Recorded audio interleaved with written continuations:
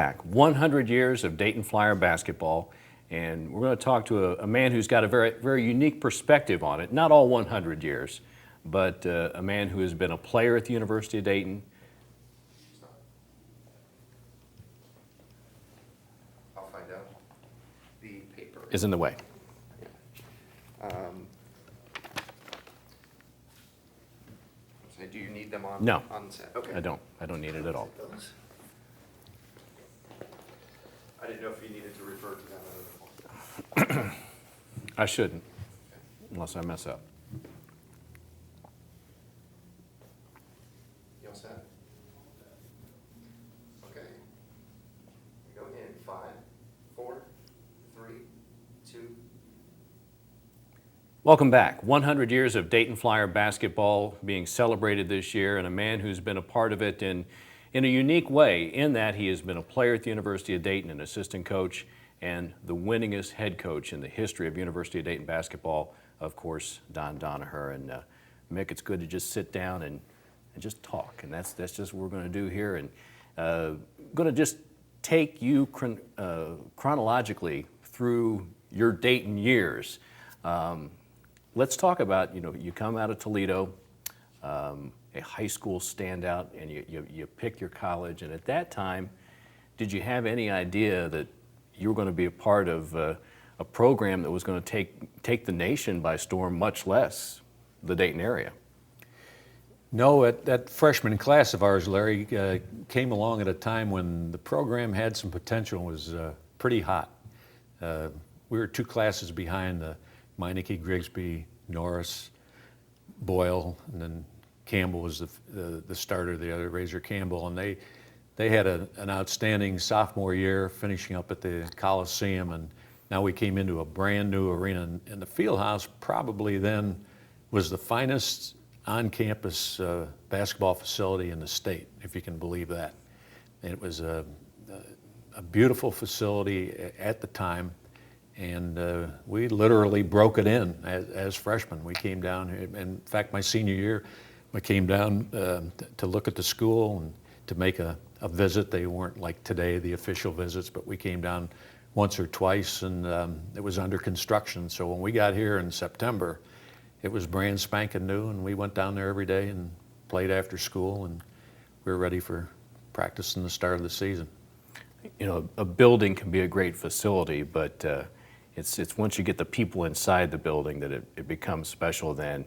And in those days, playing in the Fieldhouse, when this community just embraced Dayton basketball, what did it feel like as the young man hitting the floor in that place? Well, it was the place was not as it became. At that time, there were no end bleachers. There wasn't a soul. There were 2 end courts, as you'll recall, and there were no chairs, nothing there. It just went all the way back to a back wall. And so what you had were the 2 side bleachers, plus those jury boxes, which were kind of a neat feature. As I recall that first game, the first few games, it was pretty much full through the middle, but up in the corners, it wasn't packed. But this hot item, this team, started getting it together. And I would say that when we came into about January, and got into the second semester, then they started to fill in the ends. And then this was our first NIT team. And they caught on. And now, late January, early February, something like that, they went down to Beaujean Stadium and brought up some of the end zone bleachers from the football stadium. And they erected them at one end. It wasn't enough. They went down, they got some more, and put them down at the east end. And so by the time the season was over, those end bleachers were full, the sides were full, and it was a tough ticket. And it stayed that way through the entire history of the Fieldhouse, which ended 1969. And a lot of great games, a lot of big games throughout that period, and one that you were a part of. Maybe, if people had to think of the top 5 games in all of Dayton basketball history, it's going to be probably in that top 5 is when #1 Seton Hall comes in and you knock them off. Well, yeah, that was, let's see, that had been the third year of the field house. And we weren't very good that year. All those seniors, Monk and Chuck and Junior, they were gone. And we were about a 500 team. I think we ended up 16-13 on the strength of winning that game and in our last game down at Eastern Kentucky on the road. And we were not one of Coach Blackburn's favorite teams. I mean, he killed us that year. We were dog meat. But we got it together on one particular night, and Seton Hall came in undefeated, and he only played 5 guys. In those days, you never put your hand up to come out, because if you asked to come out, you not only didn't get back in that game, but you may not ever get back in there again. So that was, in all the games that I saw in the field house, that's the one that stands out the most from the standpoint of crowd noise. It was just like, I'm a pretty good whistler. If I just got on this set now and just started to whistle as loud as I could, that's what that place was like. I don't know that I've ever been in a gym where there was the din. And you know, the acoustics weren't good in the old field house, and the people were right packed on top of you. It was kind of like a big crap game. I mean, they were right down on top of you, and the noise could be deafening. And on that night, it was. And we played a solid game and beat them. A lot of teams I felt that we beat because of a real friendly whistle. But I think it was a well-officiated game that night, and the Seton Hall players felt that way, and we just got the better of the contest. You alluded to the fact that it was a tough year that year playing for Coach Blackburn, and you know, just one of my favorite questions to ask guys is, you know, what was it like playing for Tom Blackburn? Because he seems to have made such a big impact on everyone's lives that played for him. Well, number one, he made an impact on Dayton basketball. I mean, that support that we have today, you just have to begin with him, and taking that team right off the bat, and he just created a thing where there was no walk-up crowd. I mean, after that first season, it became season ticket, and it stayed that way.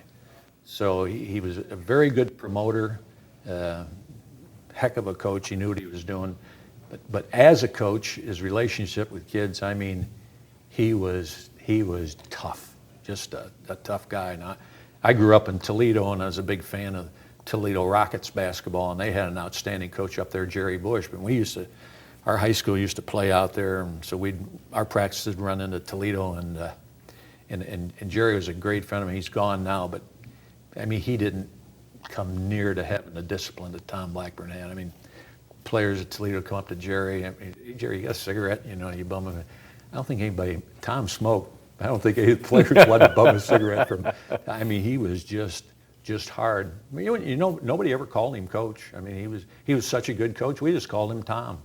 I mean, you'd be a freshman, just call him Tom, and he didn't care. But he was a disciplinarian. You run into so many people that had him either as a teacher or coach at West Carrollton or Xenia. It's just consistent. Everyone will say the thing. He was just a hard guy. He was hard on himself, and it didn't matter if you were the best guy on the team or you were the worst guy on the team. I mean, he was consistent the way he treated you. But he was fair, and he had his own way of giving you a backhanded compliment. And when he did, boy, you'd feel good about yourself. I mean, it might not been much of a compliment, but if you got any from him, you know, you felt pretty good. And then you transitioned from your playing career with. Okay, we're rolling, so just go ahead and ask. I'll just ask. Yeah. So you had the opportunity then, once you were done playing as a Flyer, to still stay involved with the program and still stay involved with Coach Blackburn, first as a scout and then as an assistant coach. How did you come to scout for him? I was an ROTC graduate, so I went in the Army for 2 years as a lieutenant and came out and went over to see the old coach at Madden Park. He was a golf pro over there. The basketball thing was just an aside to the professional golfing career that he had as a club pro, and told him I was interested in staying involved in basketball. Most of us are in some form. Talked to him about officiating. He discouraged. He said, "You don't want to officiate. don't even bother with that." I said, "What about that scouting?" I said, "We used to get those scouting reports through a bureau that you'd give us." He says, "I'll tell you." He said, "If you want to scout," he said, "I'll give you all the scouting that you can handle." I said, "Okay." So that fall, the U.S. Olympic team played an exhibition game against one of the top AAU teams. Maybe the Peoria Caterpillars and the Phillips Oilers wanted to report on it. So they asked Tom to scout the game. So he called me. He said, "You scout this game."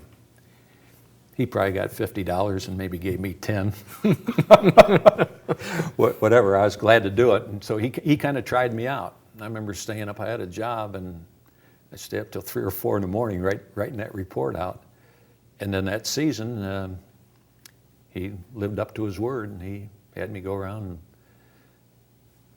Miami, Xavier, Louisville, UC, whatever, and up to Chicago maybe, and make the rounds. So I did that probably 6 years into the job that I had as a salesman for a local office equipment company.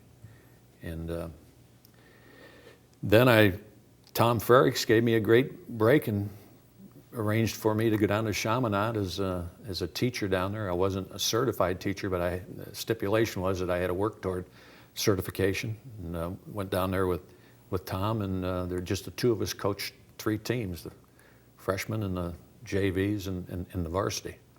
And I think I was freshman coach on the payroll. He was the varsity coach, and we split the JV salary. And then I was down there with Tom the second year, and that's when Tom Blackburn got permission to make a move with the staff over at UD. These were tough times at UD because we were on a 2-year probation for violations, and the school let him get it in. I guess I was the only thing that was out there for him in mid-year.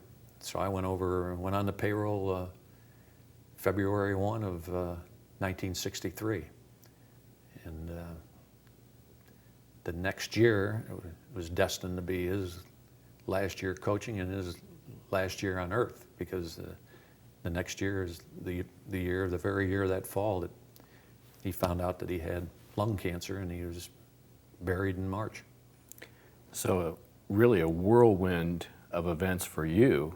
I mean, you go from being an office supply salesman / scout to within, less than 2 years, you're head coach of a basketball of a big time basketball team. Needless to say, that couldn't happen. That couldn't happen again now, and it probably couldn't happen again then. Like I've always said, there was no way the university could turn me down on my resume because I didn't have any. So it was just different times, different surroundings, and the coach really set it up for me. I mean, he knew what was going on his last year, and he directed enough important people to give this kid a shot, and for sure I wasn't